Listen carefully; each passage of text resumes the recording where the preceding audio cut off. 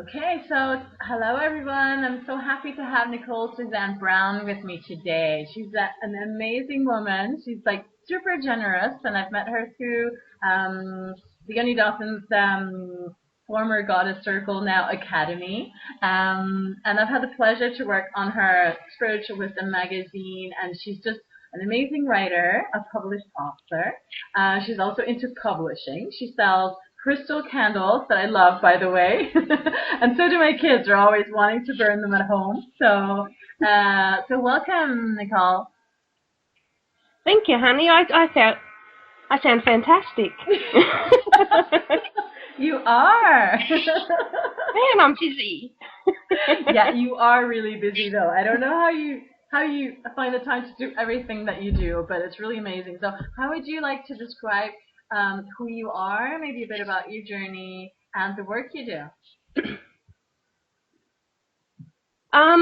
Bit about who I am. I'm Australian, of course, with the accent. Born in Brisbane, now live in a cold country town of Sydney in New South Wales.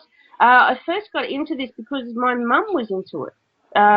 She always raised my brother and I, Jay and I, and my father, of course, with that energy of respect, with the energy that you need to know that there is something else out there, and to question, always question, never judge, and I've always lived in that, and I really respect them for that they have taught me to be like that, non-judgmental, and you are who you are. You know, if you want to be cranky today, be cranky. You know, tomorrow you can be a really nice person, or in an hour you can be a nice person, or, you know, just shake it off and be a nice person, you know. Yeah. So when I was, I think, 19, my mum and I went and did a spiritual development course. And during that course, I mean, I did it for my mum. You know, she wanted someone to go with her. And of course, it turned out that when I sat and did meditation, I actually started deep trance channeling. And not a lot of people know still about that. So now they do. Yeah, they do now. So once in that meditation, I had one of my spiritual guides come through. That's the painting behind me. And it was all of a sudden this whole new world opened up. You know, I would literally deep trance, so I wasn't aware of anything that happened. I'd come out and went, why is everyone staring at me? Mum's going, what the hell just happened?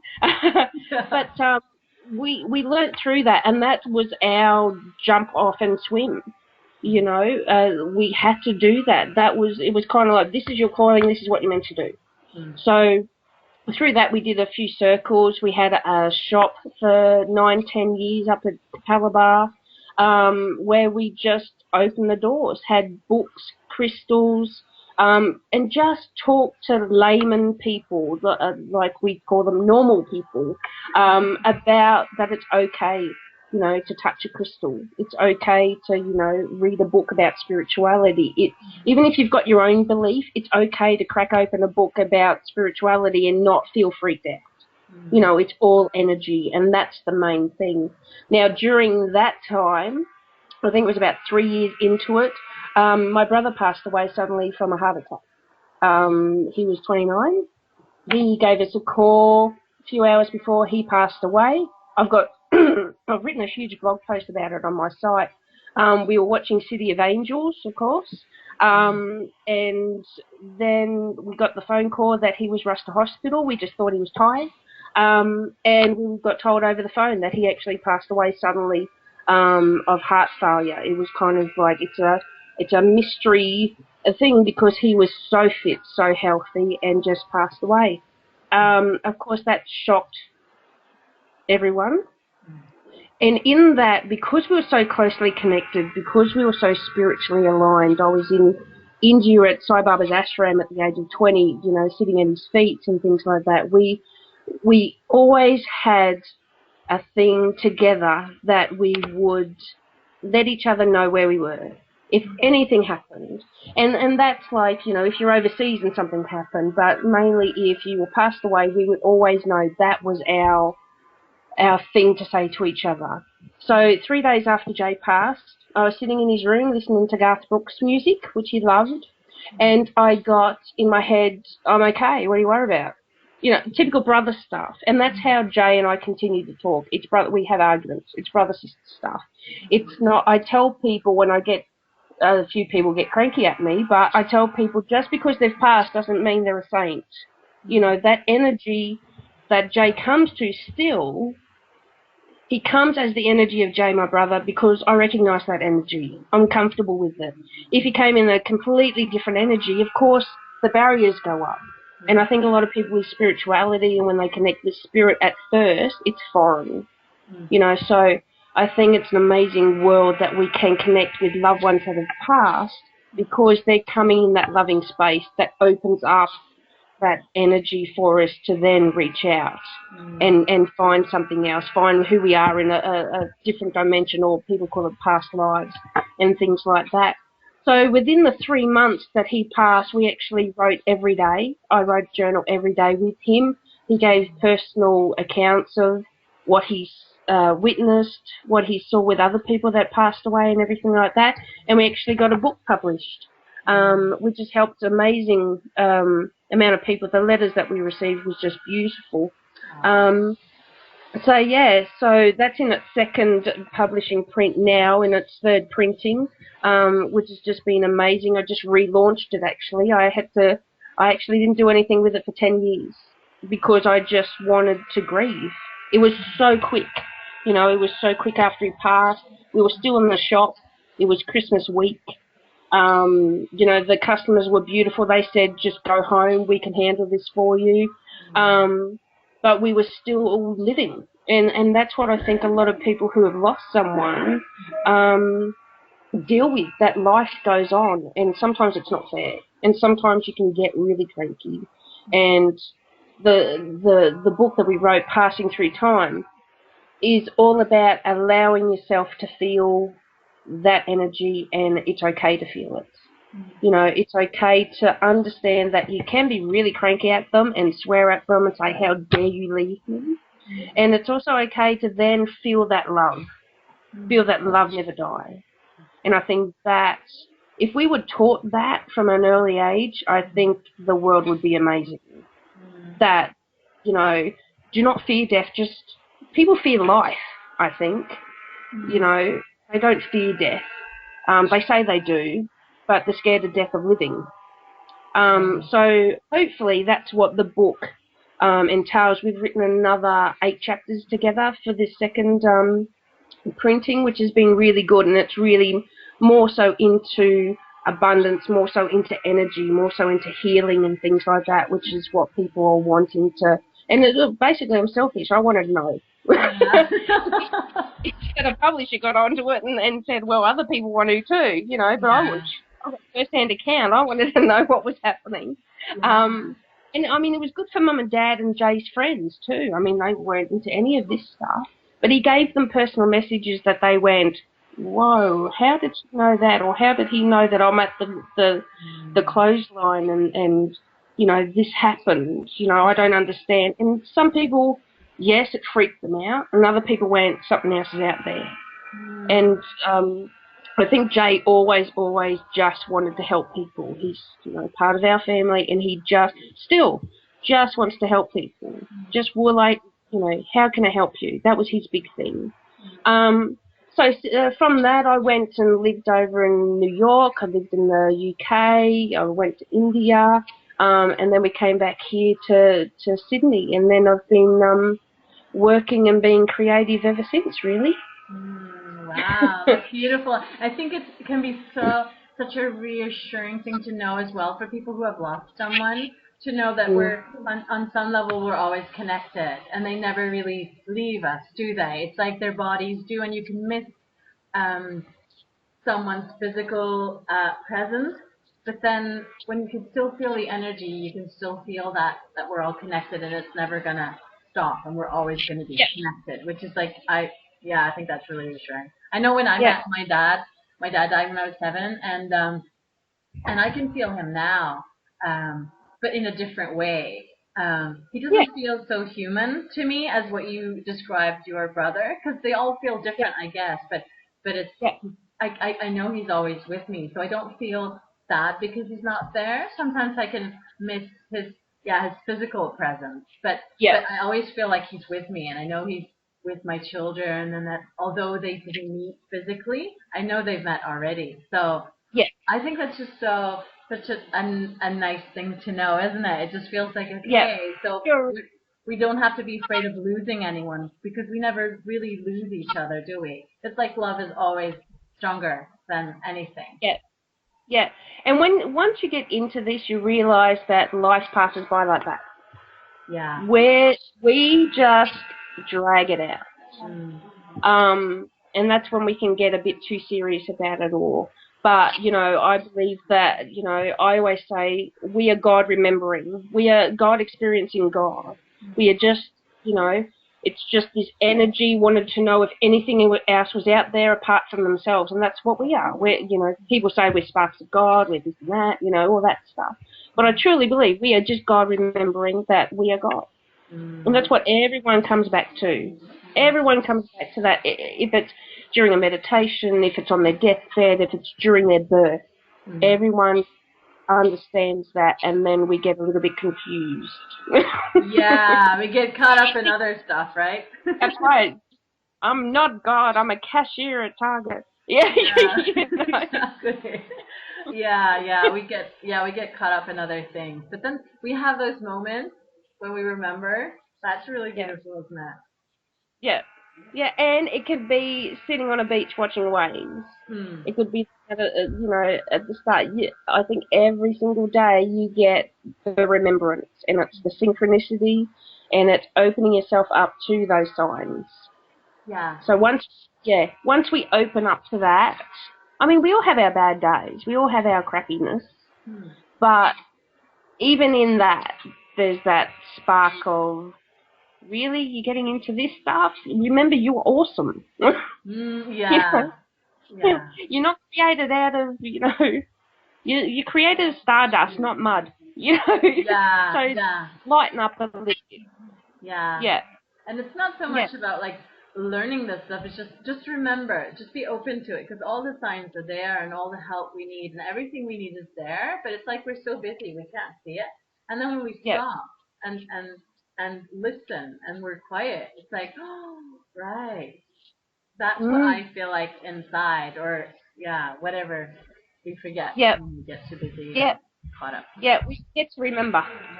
Yeah. Ah, beautiful. And so, yeah, and so you also sell crystal candles. I do. I've got one. I was going to light one. I forgot all about it. That's my little baby. It's got, what one's that one? This is the clearing energy one, which is appropriate, and that has got citrine, carnelian, smoky quartz, and clear quartz. So these little ones are the little clear tea lights that I do. They've all different scents, dragon blood, which is beautiful, lemongrass and ginger. I'm actually working with an aromatherapist right now, and I'm launching a range in October of candles, oils, everything like that, which I'm really, really, really excited about. This has been on the back burner for 25 years. Wow. I had labels done up 25 years ago, and it wasn't right. The energy wasn't there. It was like, yes, you get this information, but okay, you now need to learn A, B, C, and D. Go off, go on adventures, go overseas, live overseas, come back, and now you're ready. Now the world. And I think sometimes people who are spiritual find it very hard to pull back on the reins and wait for that time to come. There is a perfect time for something, and sometimes when you get that big vision, you can see yourself in it, and you want it to be now. Like that happens to me sometimes, but it's not. It's like I have to take this step, learn this stuff, take a break, learn more things, and then when you're ready, you know you're ready. It's not like you Yeah, can't push these things. There's a right moment, I think, for everything. So yeah. definitely. So with that range, I've actually, in September, before the oils come out, I've actually started up doing I'll show you the little things, which are called Passing Through Time, which are linked with my book. Can you see it there? Yeah. Beautiful. Yeah. And they're called little gentle reminder cards, which is lovely. And before we actually started talking, I picked a card, and I got that. Everything is energy. Perfect. Perfect. Yeah, so they're my little love at the moment. They're a nice little gifting thing that I've started up doing. I've got a 3 of the range coming through, so it's a nice little gifting that I really love to get out in the world and let it fly and see what it does. Yeah, Which is really it's beautiful, and I love the cover of your book with the hand and the blue, and it's just really, really beautiful. There's something really moving about it. one. Yeah. Ah, it's Yeah, beautiful. because originally when we first, I don't think I've got an original one here. It was really interesting looking back at the energy change now. It was a deep maroon. It had a picture of Jay and Gayleen, which was his fiance when he passed away. They got engaged that day. And it was yellow paper. Talk about being in grief when you write a book. Yeah. And now, you look back on that energy and you think, wow, that's grief, Yeah. But, I mean, you did really well because other people were in that grief. They responded to that. But now because the energy of the book's changed into the second part's are more lighter, more expensive about, just choose differently. If you're having a bad day, choose differently. Instead of trying happiness, be happy. That's it, I think that's the colours that came through, and I was really happy when that picture presented itself, and Jay just went, yep. So that was good enough for me. Yeah, that's perfect then. And so I also wanted to ask you something about or maybe you want to talk about the publishing part of your work as well before I hop on to the next question. Oh, well, the publishing part was basically, I've only just, we just talked about before, I've just put my toe in the water about it to see how it is. I love promoting other people. I love it. That's where I get a lot of my energy from because I love sharing other people's work.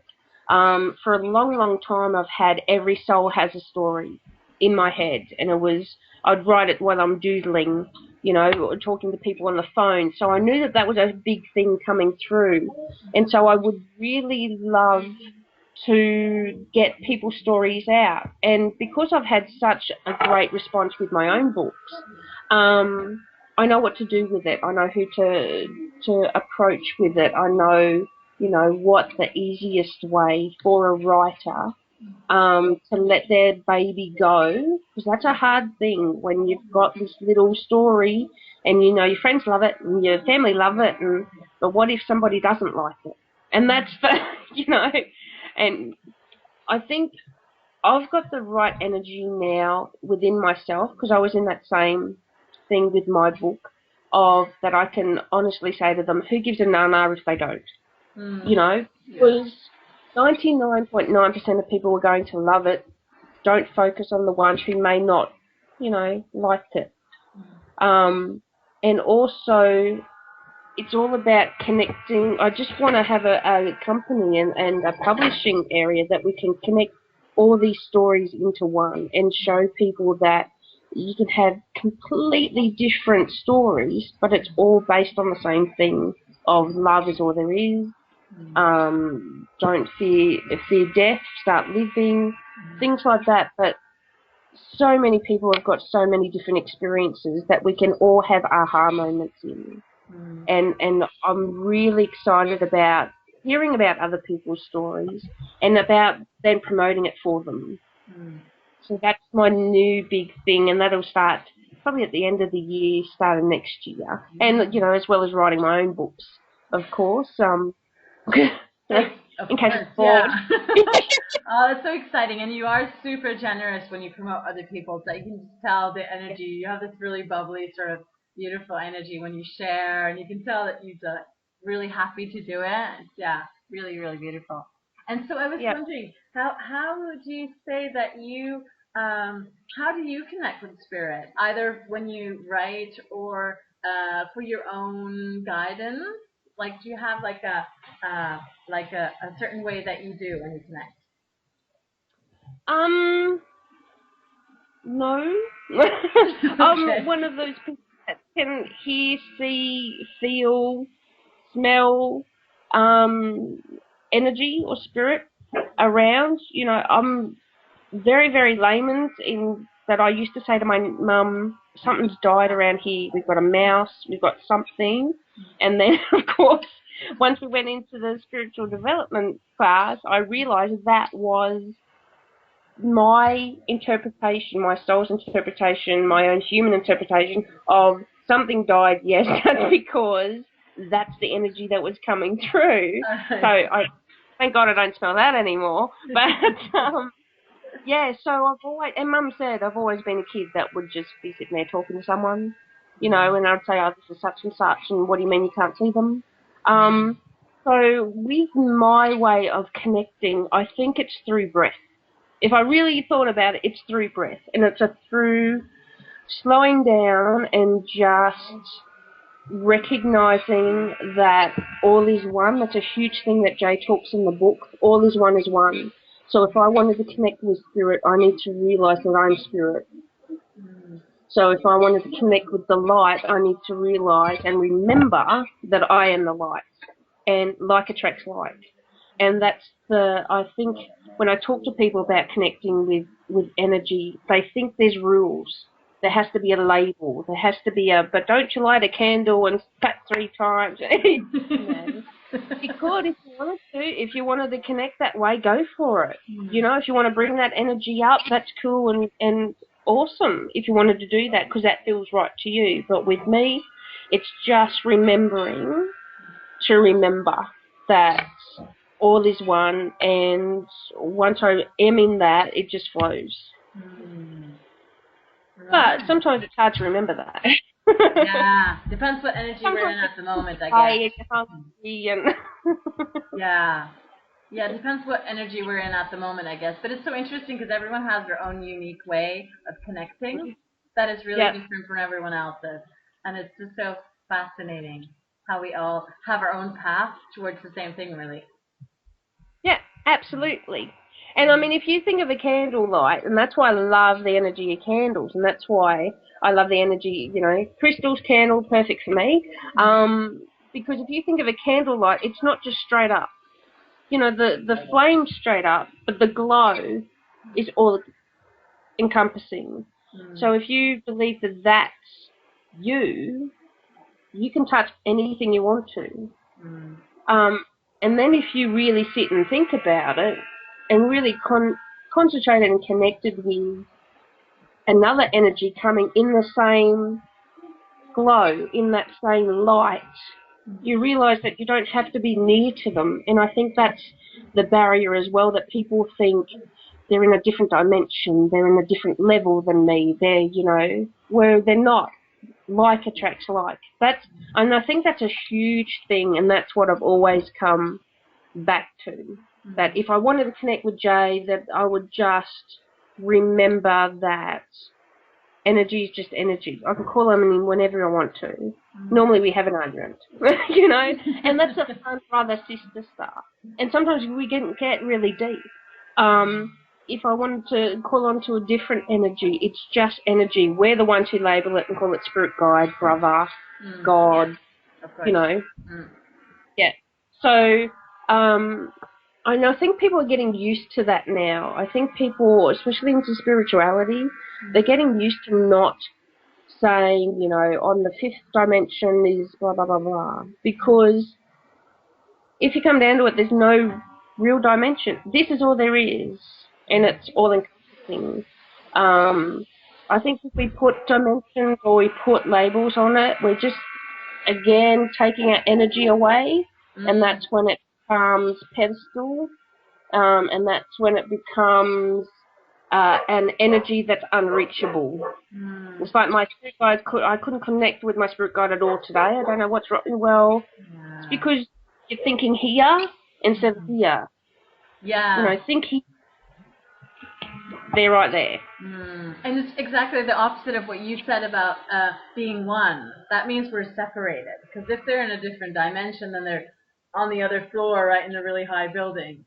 So no wonder we can't connect. But if we're all one, it's like we're all together energetically like that. Yeah. Yeah. And I mean, it's I always used to be, when I was a kid, I'm still a kid, but when I was a kid, it was um, science. I never got science because, Big Bang, blah blah, all that stuff. But I always talked to the teacher after class about quantum physics. And I got, I think, 2% in science because it just did not interest me at all. Yeah. I'm like, whatever. Math, talk to me.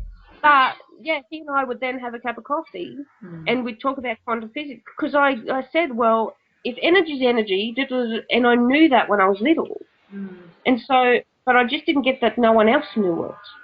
And I think if you work on that quantum physics, which science is finally coming into recognizing that there is the God spark, they call it, because there has to be, I don't want to say friction, there has to be an energy that starts it. And I think that's where we get lost, because we can't believe that we can be that energy. Someone else has to do it for us. Spirit has to give me the answer instead of acknowledging that you've already got it. Yeah, standing in our own power and just seeing how big and beautiful and amazing we are, and that we don't have to look for answers somewhere else or in someone else or somewhere really far. It's all in there. It's all about like being quiet and sitting down and just receiving it, right? Letting it all in, which is, yeah, pretty amazing and life changing, isn't it? Because if it's not out there, it means I have to do it. And I think that's what it all comes down to, and a lot of people, sorry, my puppy's eating my fingers, a lot of people get frightened of, or they get a bit spelled by it because no one's doing it for them.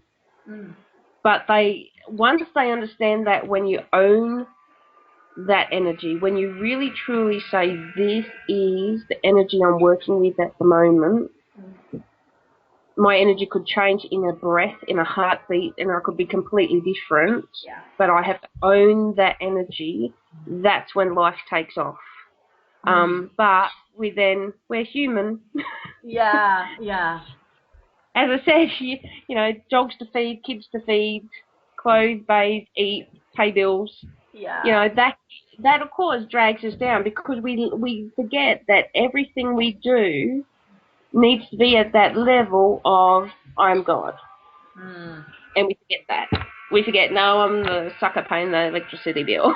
Yeah, exactly. Finding that balance between like the divine part of us and the human part that feels a bit slow, and like trying to get them to adjust so that we can feel like happy and balanced.